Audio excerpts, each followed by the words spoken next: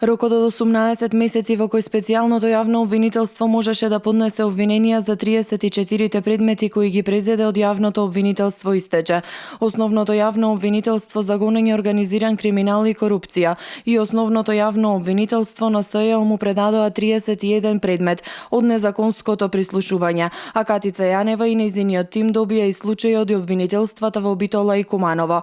На 15 декември 2015 година специјалната јавна обвинителка соопшти дека СЈО е надлежно и ќе работи по 34 предмети, вклучувајќи го и случајот Пуч. СЈО предметите и материјалите од јавното обвинителство и од СДСМ ги доби на 4 и на 30 декември 2015 година.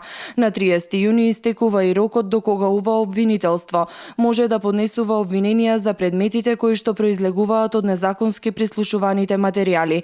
Претходно од СЈО соопштија дека по истекот на рокот за покренување обвиненија, се што ќе откријат ќе го предадат на јавното обвинителство за натамошно постапување. Специјалното јавно обвинителство досега неколку пати побара законски измени за продолжување на рокот за поднесување обвиненија.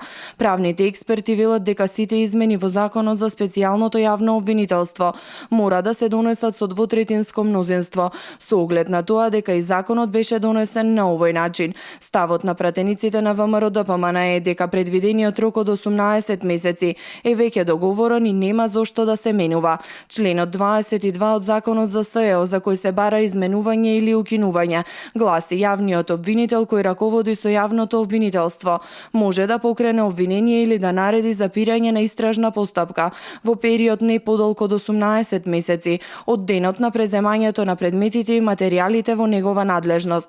Постои можност мандатот на специјалното јавно обвинителство да се продолжи доколку се поднесе иницијатива до Уставниот суд на Република Македонија за оспорување на членот 22 како неуставен, бидејќи со него СЈО е ставено во нерамноправна положба во однос на јавното обвинителство кое нема рок за поднесување обвиненија. СЈО досега поднесе 2 обвиненија и 1 обвинителен акт, а отвори истраги за случаите Таргет, Титаник, Тортура, ТНТ, Транспортер, Тврдина 2, Трезор, Топлик, Тендери, Тарифа, Тенк, Труст, Табла, 300, Тотал, Тифани, Траекторија, Тревник и Талир.